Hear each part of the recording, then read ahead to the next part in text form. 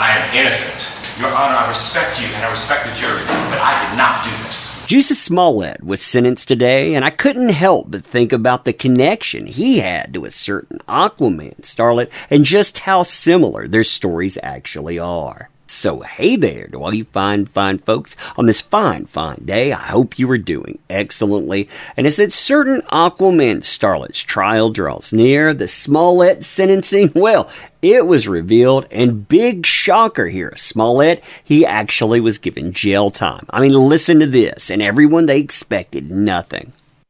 Seeing you to 30 months felony probation, and the probation is going to be to this court. You're going to be allowed to travel wherever you want. You do not have to live in the state of Illinois. You can report by phone. I know that if you're going to try to make a living and do some of the things you do, you may have to go to other places, New York and Los Angeles. You can do those things. You will pay restitution to the city of Chicago in the amount of $120,106. You are fined $25,000, which is the maximum fine. And you will spend the first 150 days of your sentence in the Cook County Jail. And that will start today, right here, right now. Mr. Smollett, though the jury found you guilty and I've sentenced you as I have, you have the right to appeal the findings and rulings of the court or ask your sentence be modified. To do those things, you need to file a notice of appeal in writing within 30 days. You may also file a motion to modify your sentence, which would have to be filed in writing within 30 days. Anything not stated in those filings are waived for purposes of appeal. You cannot afford lawyers or transcripts. They would be provided free of charge. Yep, you heard that right. Jussie Smollett, who draws a lot of parallels to that certain Aquaman starlet, including what they did and their statute, meaning that they thought that they were untouchable. Well, he was sentenced to 30 months probation, including that first 150 days sentenced into Cook County Jail, beginning right after you heard that. So, there was no going home, there was no getting ready, he had to go away immediately. On top of that, there was restitution. You have $120,106 all told, plus a $25,000 fine. Yeah, I mean, that's a lot. And again, nobody thought that he would pay. Now, Smollett's response also reminds me of that certain Aquaman starlet, and maybe it's because of a connection they share, which we'll talk about in just a moment. But you see, Smollett, he remains indignant and defiant, saying, I didn't do this. This is all about me, while also using identity as a shield, just like that certain Aquaman starlet. Listen to this here.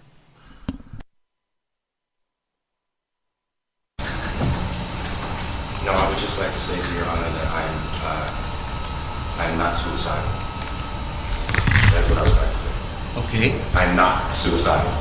Okay. I am not suicidal. I am innocent, and I am not suicidal.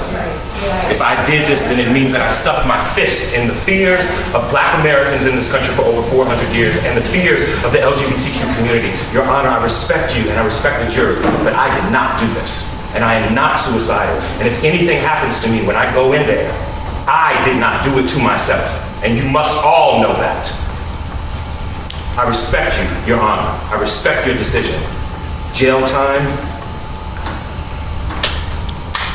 I am not suicidal. Now, there are other courtroom parallels that exist too, and we'll talk about those in just a moment. But the reason that those exist is because of choice of defender and defense strategy. And it's amazing because you have these two people in Smollett and that certain Aquaman starlet once being defended by the exact same person. Now, what's fascinating is that Adam Waldman, JD's counsel, called out this connection a long time ago. And the interesting thing here is you're not just talking about Jussie Smollett or even a Harvey Weinstein being connected with that certain Aquaman starlet, but you're also talking about Roberta Kaplan. That was who was defending them. And you know what? Roberta Kaplan, they were a hoaxer themselves. Now listen to JD's counsel, Adam Waldman, put this connection on blast to the public. And the beautiful thing here is he doesn't just make the connection to Smollett through Roberta Kaplan, he also makes that connection through Harvey Weinstein. That's right. Listen to this here.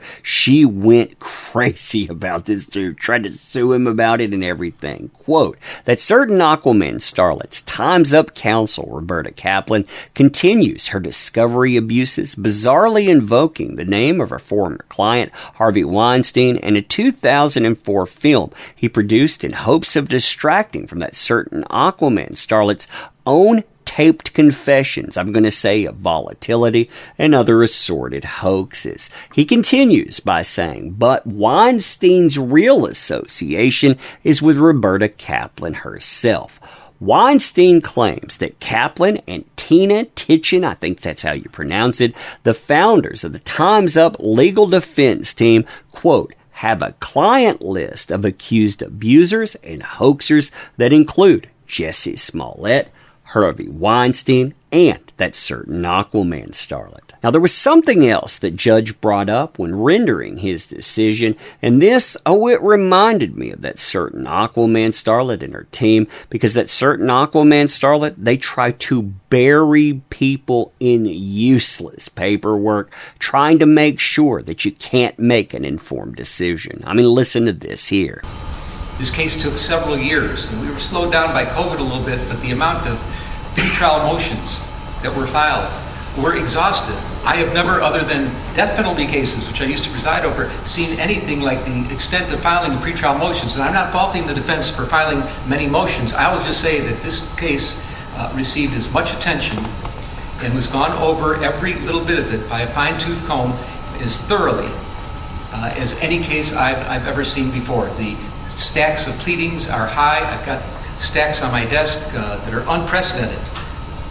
And we had to wade through all of them, and it took a long time to do that. After this case, the prosecutor spoke, and what they had to say both rang true with Jussie Smollett and that certain Aquaman starlet, and that's about the damages that they do.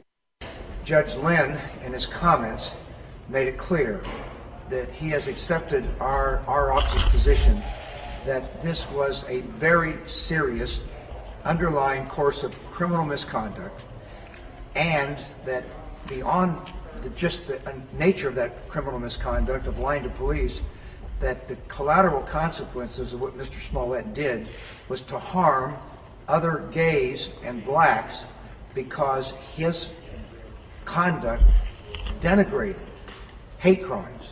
His conduct will discourage others who are the victims of hate crimes from coming forward and reporting those crimes to law enforcement and pursuing them. That was our position as to why this was a very underlying serious criminal course of misconduct which had significant collateral consequences. The court today, with this sentence, by imposing... Now, there are other parallels, like the media reaction, for example. Many of those folks still defending Jussie Smollett, just like they defend that certain Aquaman starlet. Yeah, maybe those parallels, they'll continue all the way into sentencing for that certain Aquaman starlet and beyond. But anyway, let me know what you think about this stuff. And as always, appreciate the heck out of you. You make this stuff work. Thank you. Want to help out the channel, by the way. There are links in the description, but you make this stuff work. So thank you. I appreciate you. Going to end here with a thank you and a see you soon.